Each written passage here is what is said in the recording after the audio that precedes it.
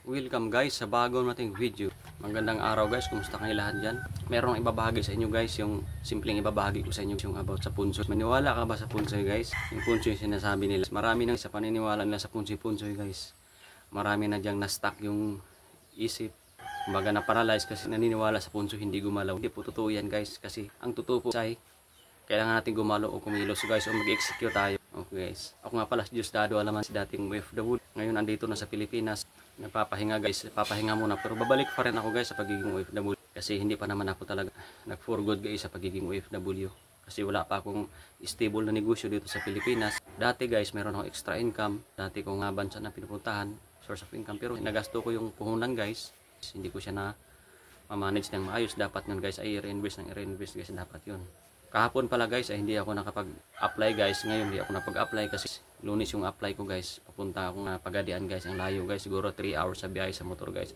Okay guys, tapusin mo po na rin itong video na to guys dahil mayroon munting mapupulot o ma-inspire ka, o ma-motivate kang gumalaw. Yun po yun guys. Ang importante kasi guys, ma-motivate kang gumalaw. Yun po guys. Pero bago ko ibabahagi yung aking kunting insights about dyan sa punsoy guys, ikwento muna sa inyo yung aking karanasan, yung aking munting karanasan. Okay guys, dati guys sa punsoy guys talagang halos naniniwala ako sa punsoy guys, sinasabi nila guys.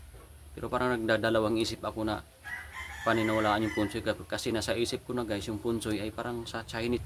Parang hindi ako nagkakamali or hindi man ako nagkakamali guys, parang sa Chinese na paniniwala nyo guys yung punsoy guys. Kumbaga na-adapt lang natin dito sa Pilipinas guys. Yung mga Filipino guys yung about sa punsoy.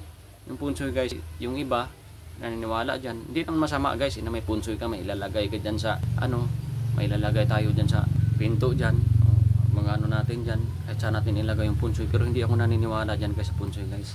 Dati guys halos naniniwala ako guys, pero hindi ako naniniwala guys, hindi ko siya hindi ko po siya ginagawa guys yung abot sa punsoy guys, at saka hindi po ako naniniwala guys. Ang ginawa ko guys kasi guys, nagtatrabaho ako guys, trabaho lang ng trabaho guys, yun po yun guys. Unti-untiin man pong makamit yung yung daily goal mo, yung araw-araw na pangarap mo. Unti-unti naman din guys na maabot natin guys sa sipag natin, sa paggalaw natin guys, yung daily na natin, pangarap natin. Nung hindi ako naniwala dyan guys, yung gumalaw ako guys, yun po yun guys, parang may nagbago po sa ko guys, sa pang-araw-araw ko guys, o sa buhay ko guys, na sa galaw po guys, naniniwala pa ako guys na sa galaw po guys. Yun po yun guys, yung punsoy guys. Hindi po totoo yan guys na sa swerte guys, para sa akin guys. Pero yung iba naniniwala sila sa punsoy na totoo, swerte. Wala namang masama doon, pero para sa akin lang, yung sa akin ko lang na hindi ako naniniwala sa punsoy, abot sa punsoy. Pero yung iba talaga naniniwala sila dyan. Kumbaga siniseryoso nila yung paniniwala nila sa punsoy. Pero para sa akin, hindi naman ako against sa punsoy, pero ang para sa akin lang, kasi marami namang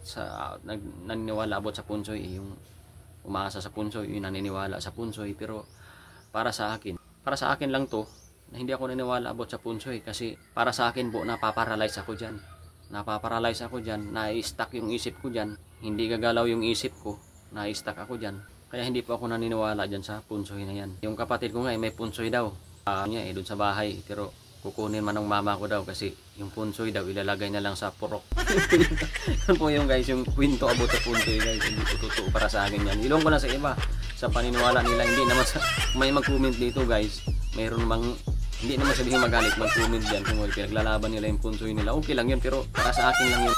Dito lang kayo magalit sa akin, huwag naman sa iba. Hindi lang ako naniwalaan talaga sa punsoy na yun, abot sa punsoy. Kailangan natin gumalaw talaga dapat. Pagalaw talaga tayo dapat. Nandyan po ang susi sa pagalaw. Yan, wala po sa punsoy na yan. Sa akin lang, sa pinaniniwalaan ko lang, sa paniniwala ko lang yun. Na hindi ako naniwala sa punsoy na yan. Okay guys, hindi naman ako magaling na vlogger guys, na nagbabahagi. Talagang nagpa-vlog lang talaga ako guys. Yung may kunting insight ko dyan guys, mayroon ng kunting alam dyan sa punsoy na yan, na yun po yung talaga guys, para sa akin lang. Hindi pa ako naniwala dyan sa punsoy na yan, kasi naniniwala po ako sa sarili ko, naniwala ako, at saka sa Panginoong Hesus. Yun po yung naniniwala ako dyan guys, na nagbigay sa atin ng lahat guys, yung ating Panginoon guys. Yun po yung pinaniniwalaan ko guys, yung ating Panginoong Hesus. Kaya ako binahagi itong video na to kasi mayroong iba pa talaga hanggang ngayon na umaasa pa rin sa punsoy. Wala namang masama doon abot sa punsoy, pero para sa akin yun na-stuck yung isip mo, umaasa ka sa punsoy, naghihintay ka ng swerte. Kumbaga napaparalyze ka para sa akin lang, naranasan ko yan, napaparalyze ako, na-stuck yung isip, hindi makagalaw, naniniwala na lang sa punsoy, sa swerte-swerte ko, no, tataya na lang ng lasto, ano bang ending na yan, tataya ng loto este. Yun po yun guys, yung punsoy guys, hindi po ako naniniwala dyan guys. Sa inyo guys, kung naniniwala kayo, bahala kayo guys, sa inyo na yan. Pero sa akin talaga guys, ang pinaniniwalaan ko guys, yung paggalaw guys. Yun po yun guys, yung kaya ko binabahagi itong video na to guys, yun po yung ano natin guys, kalaban niya guys, yung naniniwala pa rin tayo sa mga sinaunang mga paniniwala, yung mga punsoy. Wala namang masama doon. Pero para sa akin, wala namang masama doon. Wala namang masama sa lahat yun kung naniniwala sila. Pero para sa akin, hindi gumagana po sa akin yung punsoy-punsoy na yan. Parang law of attraction lang guys na binabagi ko dati guys. Wala po sa law of attraction yung guys, yung sa ano ng mundo ba yun? Tawag ng mundo may law of attraction. Wala po dyan guys. Nasa paggalaw, pag-execute po yan guys. Kahit umaksyon ka man ng maliit ngayon guys, gumalaw man tayo ng maliit ngayon, malaki ng impact yan guys sa pang-araw-araw natin guys. Pag gumalaw tayo, kunting success guys, malaking bagay ng kunting success guys, dahil yung kunti na yan guys, naniniwala pa ako dyan po, nagsimula yung malaki guys sa kunti guys, diba guys? Yun po yan guys, nakakatawa din talaga guys, nakakatawa ako guys, yung sa punsoy guys, wala, naniniwala pa talaga sa punsoy yan kaya na-stuck ng isip nila dyan yung iba. Hindi naman lahat naniniwala talaga sila yung iba, pero sa akin lang talaga hindi ako naniniwala guys, dahil na-stuck yung isip ko dyan, pati yung galaw, yung paggalaw ko na stuck guys, kasi nandyan talaga sa paggalaw yung sekreto guys, yung key nasa galaw yung sekreto guys, ng kahit kunting success nandyan po yung ano din guys, papuntang malaki yung sekreto guys, nasa araw-araw nating paggalaw, at eventually lalaki ng lalaki yung guys. Wag lang nating haluan ng bisyo. Yun po yun guys, pag may halong bisyo yung pang araw-araw natin na goal, mawawala po siya sa ano, kumbaga hindi siya makakasustain guys, kasi nga inaluan natin siya ng bisyo. Dapat iwasan natin yung lahat ng bisyo. Wag lang babae, hindi guys, pati babae guys, iwasan natin guys. Nakakabusit sa buhay yan guys, yung babae guys. Hindi po maganda yan sa buhay pag may asawa ka na. Pag binata ka, okay lang yun guys. Pero pag may asawa ka na, mali na po yun, labag na po yun, lalo na sa Panginoon guys. Labag na po yun yung may asawa ka na, tapos mag-asawa ka pa, maghahanap ka pa ng ibang asawa. Labag na po yun guys, yung ganun guys. Okay guys, yun po yun guys. Yun po yun guys, yung para sa akin guys, yung aking binabahagi guys, yung insight ko or kaalaman ko, yung aking insight about dyan sa punsoy-punsoy na yan. Wala po dyan guys, nasa paggalaw talaga ang sekreto sa lahat ng tagumpay, nasa paggalaw. Kahit kunting galaw, kahit kunting success lang guys, malaking bagay na yun guys. Okay guys, maraming salamat sa panood ng video na to guys. Marami pa akong vlog na i-upload guys, marami pa tayong vlogs, marami pa akong, lalo na sa ating mga OFW or nandito sa Pilipinas guys, sa mga simpleng vlogger lang guys na kagaya ko, na nagbabahagi ng kunting karanasan, mga experience o pagkakamali guys. Yung pagkakamali guys, pwede nating ibahagi din yan guys, kagaya ko guys, kasi yung pagkakamali guys, para makapupulutan din ng aral ng iba, hindi rin po magkamali sila. Yun po yun guys. Okay guys, huwag kang mag-alala guys kung hanggang ngayon naniniwala ka pa guys sa punsoy, naniwala ka pa sa punsoy, huwag kang mag-alala guys. Kung naniwala ka sa punsoy, huwag kang mag-alala dyan, dahil hindi naman talaga lahat matutupad dyan guys. Okay lang naman yun guys kung naniwala ka dyan, so huwag kang mag-alala, dahil kung napanood mo tong video na to, para sa akin guys, ang insight ko dyan or yung alam ko dyan about sa punsoy, yung nakikita ko dyan guys, wala po dyan.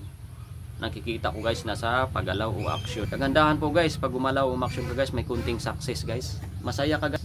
Alam mo kung bakit guys? Bakit ka masaya? Masaya ka kasi may kunting success ka.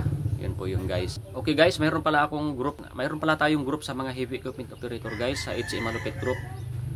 Pwede kayong sumali dyan guys, yung mga hindi pa marunong guys, o yung mga magaling na.